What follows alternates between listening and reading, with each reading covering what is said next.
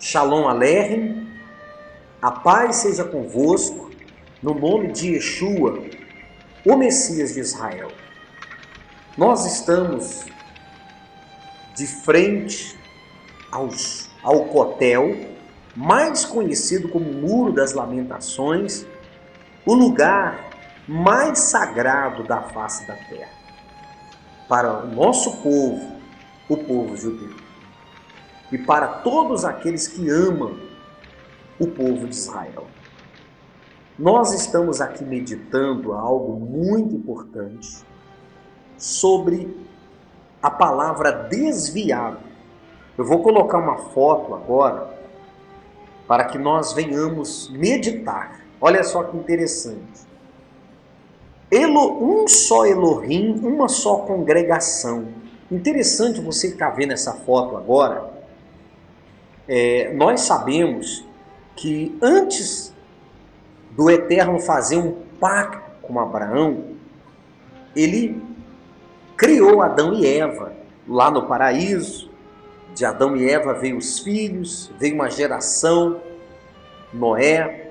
Aquela geração de Noé foi destruída por não guardar os mandamentos do Criador.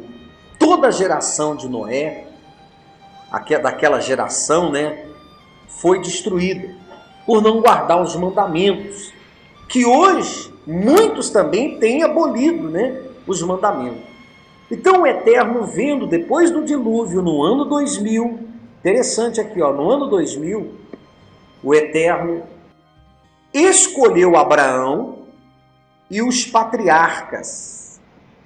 Adonai chama Abrão e faz uma aliança, início da fé monoteísta, judaísmo bíblico, o Eterno é um. Quer dizer, o judaísmo bíblico, o Eterno é um, uma fé monoteísta, quer dizer, uma fé em um só Deus, um Elohim, um Deus de Israel, e acabou. Um Elohim. Então aqui a gente vê, você está vendo aí a oliveira cultivada pelo Eterno. Esse aqui é a oliveira, que é o povo de Israel. Então aqui o Eterno separou o povo através de Abraão. E no ano 1600, o que o Eterno fez? Ele separou mais ainda o povo dele. Então o povo dele, ele deu os mandamentos, a lei de Moisés.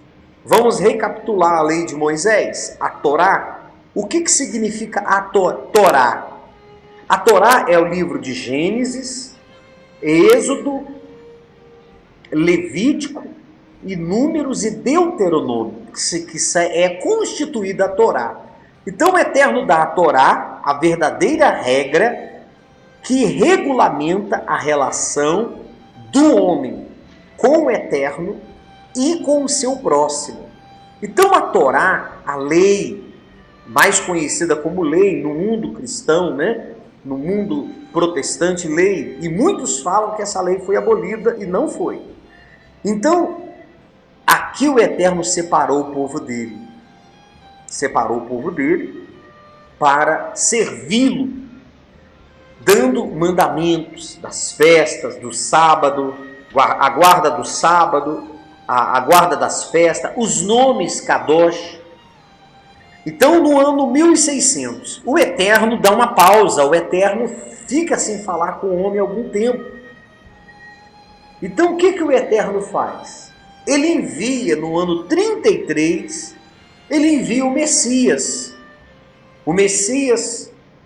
judeu, personalidade de nome judeu, para reforçar a aliança e cumprir a Torá plenamente. O seu sacrifício abre as portas para os judeus e os não-judeus.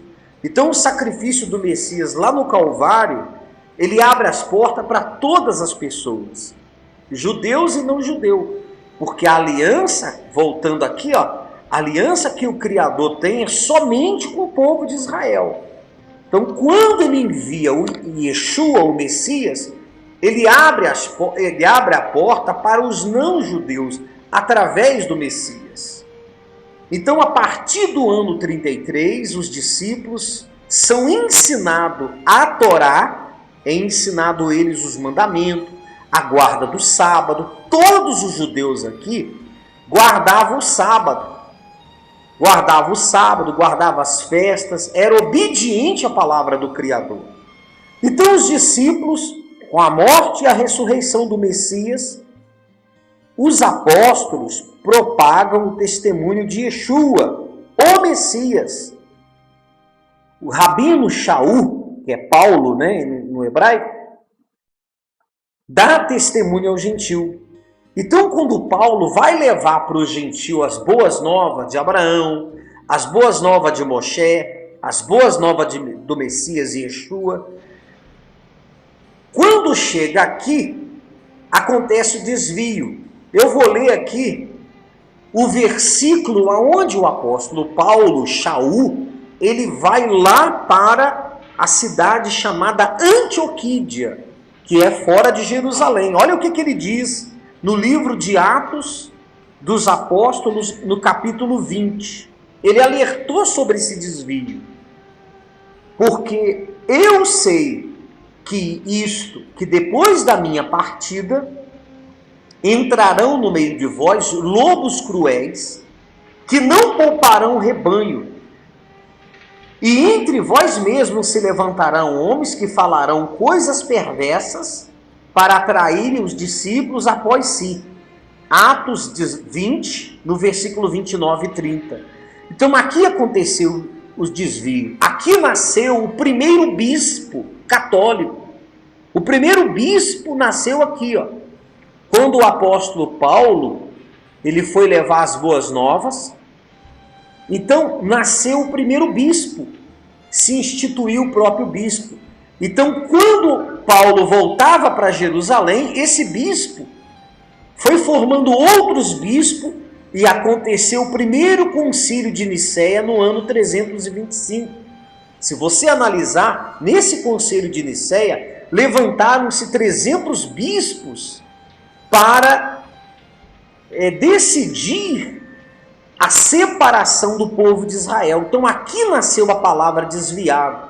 E você vê que através desse desvio, aí nasceu várias igrejas nasceram do desvio. Então, quando a pessoa ela sai de uma denominação, os pastores, os bispos, apóstolos, missionários falam que a pessoa está desviada. Mas, na verdade, o desviado são as igrejas que saíram das raízes do povo de Israel e aceitou o cristianismo de Constantino e a reforma de Lutero. Porque Martinho Lutero, no primeiro concílio, foi para o imperador romano Constantino introdução de doutrinas pagãs, interpretações tendenciosas, criou o cristianismo. Que o Eterno não criou o cristianismo. No ano 787, o concílio de Nicéia, a instituição, adoração de imagens e escultura, os santos. Então, no ano 1054, nasce a primeira igreja ortodoxa.